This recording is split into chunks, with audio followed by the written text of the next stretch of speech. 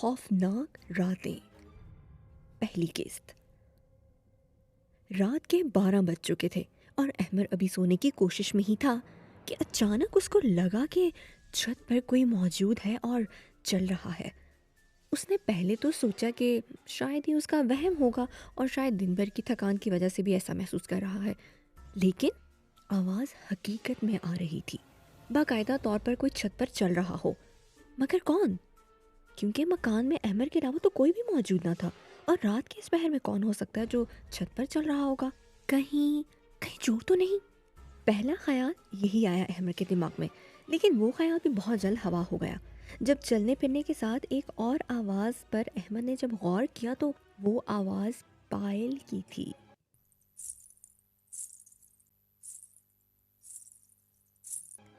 کیا میں واقعی پائل کی آواز سن رہا ہوں یا میرے کان بج رہے ہیں؟ احمد نے خود سے سوال کیا، لیکن اب پائل کی آواز اور بھی واضح ہوتی جا رہی تھی۔ اس واقعے کا آغاز کچھ اس طرح سے ہوا کہ احمد کو فیصل آباد کے قریب ایک شہر سمندری میں نوکری کے سلسلے میں جانا پڑا۔ سب سے پہلا چیلنج احمد کو یہ درپیش تھا کہ اس پرانے شہر میں رہائش کہاں اختیار کی جائے۔ اس لیے احمد نے ایک پراپرٹی ڈیلر سے رابطہ کیا اور کرائے کے مکان کی تلاش شروع کر دی۔ پراپرٹی ڈیلر نے احمد کو ایک گھر دکھایا جو سائز میں بھی مناسب تھا، اور سب سے اچھی بات یہ تھی کہ اس کا کرایہ تقریباً نہ ہونے کا برابر تھا۔ احمد نے جب کرائے کا سنا تو خوشی میں فوراً ہاں کر دی۔ کمرے تو 2 ہی تھے، لیکن ایک کمرے کو تالا لگا ہوا تھا اور احمد کو بتایا گیا تھا کہ اس میں مالک مکان کا کچھ ضروری سامان پڑا ہے، لہٰذا وہ کمرہ نہ کھولا جائے اور نہ ہی اسے استعمال کیا جائے۔ احمد کو رہنے کے لیے ویسے بھی ایک ہی کمرہ چاہیے تھا۔ اس نے حامی بھی بھر لی تھی اور ایڈوانس وغیرہ دے کر شفٹ بھی ہو گیا۔ احمد کے دن اچھے گزر رہے تھے۔ شہر چھوٹا تھا لیکن مخلص لوگوں سے بھرا ہوا تھا، سوائے اس محلے کے جہاں وہ رہتا تھا، اور وہاں کے لوگ نہ جانے اسے کیوں عجیب و غریب نظروں سے دیکھتے تھے۔ احمد کو 1 ہفتہ ہو گیا تھا اس گھر میں رہتے ہوئے، اور اس گھر میں رہتے وہ بہت سکون سے رہ رہا تھا، یہاں تک کہ آج کی رات آئی جب اسے پہلی بار محسوس ہوا کہ چھت پر کوئی موجود ہے اور پائل کی آواز سن رہا تھا۔ اصل میں آج گرمی بہت زیادہ تھی، اس لیے احمد نے اپنی چارپائی باہر صحن میں بچھا لی، اور آج اسے یہ محسوس ہو رہا تھا کہ کچھ گڑبڑ ہے، اور ابھی وہ اپنے دل کو تسلی دے رہا تھا کہ شاید یہ اس کا وہم ہے۔ لیکن آہستہ آہستہ پائل اور قدموں کی آواز اس کے قریب آنا شروع ہو گئی۔ اب ایسے لگ رہا تھا کہ کوئی سیڑھیاں اتر کر نیچے آ رہا ہے۔ احمد کی پیٹھ سیڑھیوں کی طرف تھی۔ احمد کے دل کی دھڑکن تیز ہو رہی تھی۔ اچانک اسے محسوس ہوا کہ جو کوئی بھی سیڑھیوں پر کھڑا ہے اس کو دیکھ رہا ہے۔ اس کے ماتھے پر پسینہ آنا شروع ہو گیا اور رونگٹے کھڑے ہو گئے، لیکن تھوڑی دیر بعد وہی قدم اوپر کی جانب جانے لگے اور پائل کی آواز بھی اب مدھم ہوتی جا رہی تھی، اور پھر وہ آواز تھم گئی، جیسے کوئی آیا تھا اور واپس چلا گیا۔ احمد کو فضا میں ایک بوجھل پن سا محسوس ہونے لگا تھا، لیکن جو اب ختم ہو چکا تھا، اور پھر نہ جانے کب اس کی آنکھ لگ گئی۔ باقی رات خیریت سے گزر گئی۔ صبح ہوئی تو احمد تیار ہو کر نوکری پر چلا گیا۔ سارے دن میں رات والا واقعہ احمد پوری طرح بھول چکا تھا۔ شام کو گھر واپس آیا، کھانا کھا کر اپنے دفتر کے کچھ کاموں میں مصروف ہو گیا۔ سب کاموں سے فارغ ہو کر احمد آج بھی سونے کے لیے صحن میں لیٹ گیا۔ احمد نے لیٹنے کے بعد اپنی گھڑی پر نظر ڈالی تو رات کے 12 بج رہے تھے۔ وقت دیکھ کر احمد کو پچھلی رات کا سارا منظر یاد آ گیا، اور ایک انجان خوف نے اس کو آ گھیرا۔ آج بھی وہ قدموں کی آواز آئی تو؟ احمد نے اپنے آپ سے سوال کیا، لیکن خود اپنا سر جھٹکتے ہوئے خود کو تسلی دیتے ہوئے کہا کہ نہیں، یہ سب میرا، شاید اس لیے دماغ میں یہ سب چل رہا ہے۔ خیر، اپنے دل کو تسلی دے کر احمد کروٹ لے کر سونے کی کوشش کرنے لگا۔ آج بھی اتفاق سے اس کی پیٹھ سیڑھیوں کی جانب تھی۔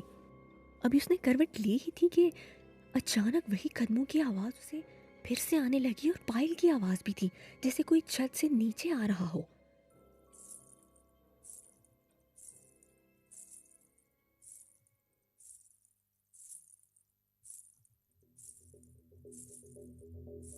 احمد کا تو جیسے کلیجہ منہ کو آ گیا۔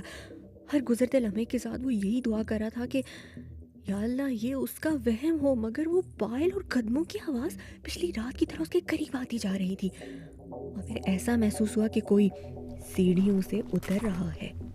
احمد کی تو حالت غیر ہو گئی خوف کے مارے۔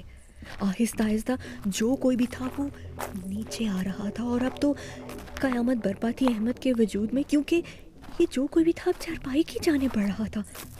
हर गुजरते लम्हे के साथ पायल की छन छन की आवाज़ अहमद के करीब आती जा रही थी। अहमद के आसपास फिजा भी बहुत भारी हो चुकी थी और उसका दम घुटने लगा था। और फिर वो आवाज़ उसकी चारपाई तक आकर रुक गई। अहमद को बाकायदा तौर पर ये महसूस हो रहा था कि उसकी चारपाई के पीछे कोई मौजूद है, लेकिन और अहमद को घूर रहा है।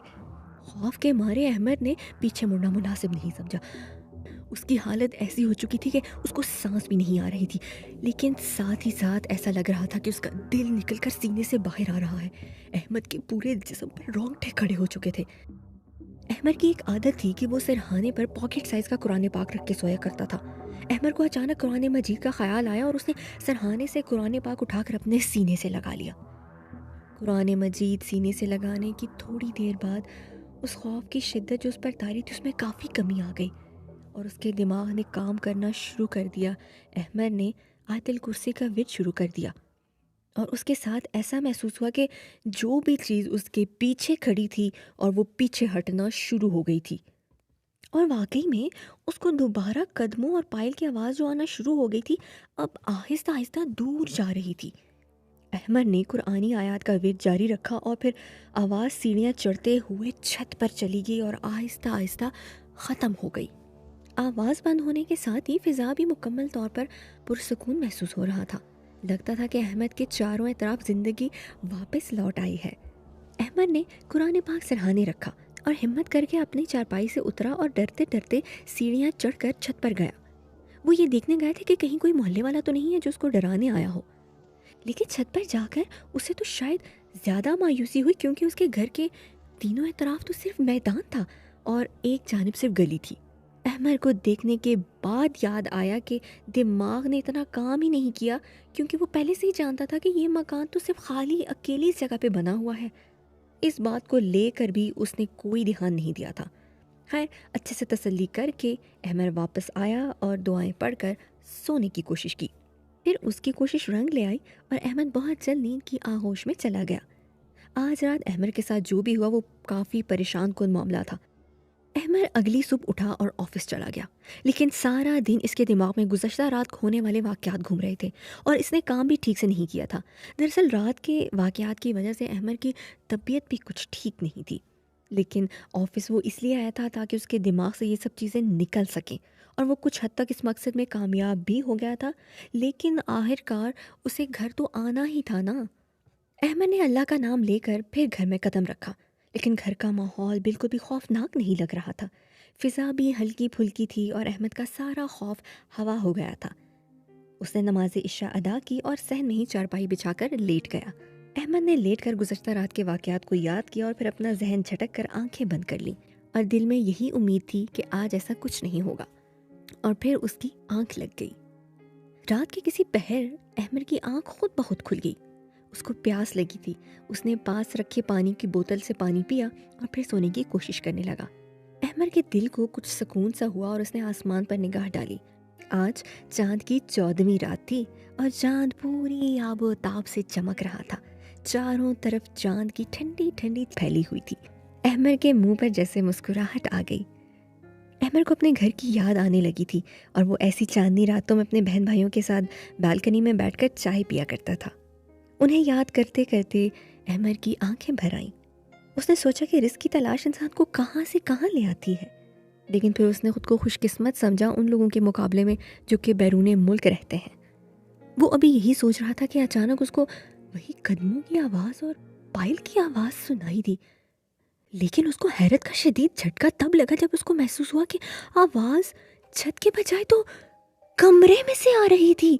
उसने थोड़ा गौर किया तो हैरत की इंतहा नहीं थी, क्योंकि आवाज़ उस कमरे से आ रही थी जिसको ताला लगा हुआ था और उसने दरवाज़ा खोलने से मना किया था। अहमद टिकटिकी बांध कर इस कमरे को देख रहा था। फिर ना जाने इसके दिल में क्या आया कि वो चारपाई से उतरकर इस कमरे की जानिब चलने लगा। अचानक कदमों की आवाज़ आना बंद हो गई और किसी के रोने और सिसकने की आवाज़ें आने लगी। अहमद ने आज से पहले ऐसे हालात का सामना कभी नहीं किया था। وہ بہت کنفیوژن میں تھا کیونکہ اس سے پہلے یا تو اس نے کسی فلم میں دیکھا تھا یا کہانیوں میں پڑھا تھا، لیکن حقیقی زندگی میں تو وہ سب یہ پہلی مرتبہ دیکھ رہا تھا۔ وہ آہستگی سے اس جانے بڑھا، لیکن اچانک زور زور سے دروازہ اندر سے پیٹنے کی آواز آ رہی تھی۔ احمد کی تو اوپر کی سانس اوپر اور نیچے کی نیچے رہ گئی۔ بے ساختہ احمد کے منہ سے نکل پڑا، کون ہے؟ اور پوچھنے کے بعد اس کو خود ہی احساس ہوا کہ وہ کیوں پوچھ رہا ہے اور کون دے گا اس کو جواب۔ لیکن ایک مرتبہ تو اس کو شدید جھٹکا تب لگا جب اس کے سوال کیے جانے پر اندر سے دروازہ پیٹے جانے کا سلسلہ رکا اور کسی نسوانی آواز میں کوئی کمرے کے اندر سے بہت نحیف آواز میں بولا، مجھے باہر نکالو، پلیز میری مدد کرو، مجھے باہر نکالو۔ احمد کی یہ حالت تھی کہ اس کے چہرے پر ایک رنگ آ رہا تھا اور ایک جا رہا تھا۔ اس کو سمجھ ہی نہیں آ رہی تھی کہ یہ سب کیا ہو رہا ہے۔ کوئی عورت اس کمرے میں کیسے بند ہو سکتی ہے اور اسے کس نے قید کیا ہے؟ کمرے کے باہر تو تالا لگا ہے، تو یہ اندر کون ہے؟ اس طرح کے بہت سے سوالات نے احمد کے دماغ کو آ گھیرا۔ اس عورت نے پھر پکارا، دیکھو تم جو کوئی بھی ہو، میری مدد کرو، میرا دم گھٹ رہا ہے۔ احمد نے ہمت کر کے اس سے پوچھا کہ کون ہو تم، اندر کیسے گئی؟ تو پھر اس نسوانی آواز میں آواز آئی کہ مجھے کوئی اندر بند کر کے چلا گیا ہے، ابھی ہوش آیا ہے تو مدد مانگ رہی ہوں۔ احمد کا دماغ بالکل کام نہیں کر رہا تھا کہ یہ سب کیا ہے۔ چابی تو اس کے پاس ہے، پھر یہ سب کیا ہے؟ کس نے ایسی حرکت کی ہے؟ احمد اب دروازے کے بالکل پاس جا پہنچا اور کھڑا ہو کر سوچ رہا تھا کہ وہ کیا کرے، دروازہ کھولے یا نہ کھولے۔ آخر احمد نے فیصلہ لے لیا اور وہ کمرے میں بند عورت کی مدد کرنے کا سوچنے لگا۔ اس کو مالک مکان پر شک ہونے لگا تھا، کہیں اس نے تو یہ حرکت نہیں کی، تبھی تو اس نے دروازہ کھولنے سے بند کیا ہے۔ احمد اب دروازے کی بالکل پاس جا کے پہنچا۔ وہاں پہنچ کر اس نے تالے کو پکڑا اور بسم اللہ شروع کی۔ ابھی اس کے منہ سے بسم اللہ نکلا ہی تھا کہ اندر سے آواز آئی، کیا کر رہے ہو، جلدی کرو۔ احمد نے جواباً کہا، ہاں ہاں کھول رہا ہوں۔ پھر بسم اللہ پڑھنا شروع کیا تو اب اندر سے ایک قدرے غصیلے لہجے میں آواز آئی، کیوں پڑھ رہے ہو، صرف دروازہ کھولو۔ احمد کو یہ بات تھوڑی سی عجیب لگی، کیونکہ کوئی بھی بسم اللہ پڑھنے سے کیوں منع کرے گا؟ اس نے جواب دیا، دیکھیں میں تو اللہ کا نام لے کر یہ کام کر رہا ہوں تاکہ اللہ کی مدد بھی شامل ہو۔ اس پر اب کی بار اندر سے جو آواز آئی وہ کسی عورت کی نہیں تھی، بلکہ وہ ایک خوفناک آواز تھی، خوفناک آواز تھی، ایسے جیسے بہت سارے مرد اور عورت ایک ساتھ مل کر بول رہے ہوں،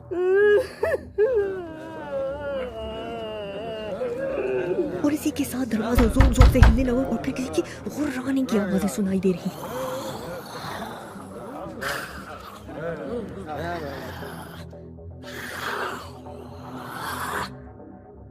دراصل اللہ پاک کا نام جس چیز پر لیا جائے اس میں اتنی برکت ہوتی ہے کہ دروازہ کھلا ہو یا بند، شیطانی طاقتیں اس کے آر پار نہیں ہو سکتی۔ خیر احمد کے لیے یہ سب بہت زیادہ خوفناک تھا۔ اس نے واپس صحن کی طرف دوڑ لگائی۔ وہاں پہنچ کر اس نے پہلا کام یہ کیا کہ اس نے اپنی چارپائی پر رکھا قرآن پاک اٹھا کر اپنے سینے سے لگا لیا۔ یہ کام کرتے ہی اس کو پچھلی رات کی طرح سکون آیا اور ایک ہمت ملی، اور آج بھی اس نے قرآن پاک اپنے سینے سے لگانے کے بعد ہمت کی اور محسوس کیا، اور اس نے قرآن پاک کی آیات کا ورد کرنا شروع کر دیا۔ اور اس مرتبہ اس نے نہ صرف پڑھا بلکہ پڑھ کر اپنے اوپر دم بھی کیا اور آگے بڑھ کر اس دروازے پر بھی دم کیا۔ جیسے اس نے پھونک ماری، اندر سے انتہائی خوفناک چیخ کی آواز آئی اور یکدم خاموشی چھا گئی، جیسے سب کچھ تھم سا گیا ہو۔ ایسا لگ رہا تھا کہ جیسے آیت الکرسی کی پھونک دروازہ کراس کر کے اس کے پیچھے موجود جو بھی مخلوق تھی اس پر پڑی تھی، یا پھر اس دروازے سے کرنٹ لگا تھا آیت الکرسی کی وجہ سے۔ بہرحال جو بھی تھا، اب سناٹا چھا چکا تھا۔ احمد کو ایک اطمینان سا محسوس ہو رہا تھا۔ اسی وقت فجر کی اذان کی آواز سنائی دی۔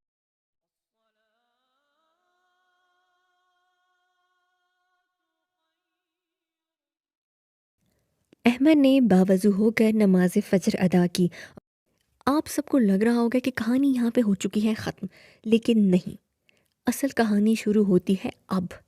اس کے بعد کیا ہوا وہ سن کر آپ کے رونگٹے کھڑے ہو جائیں گے۔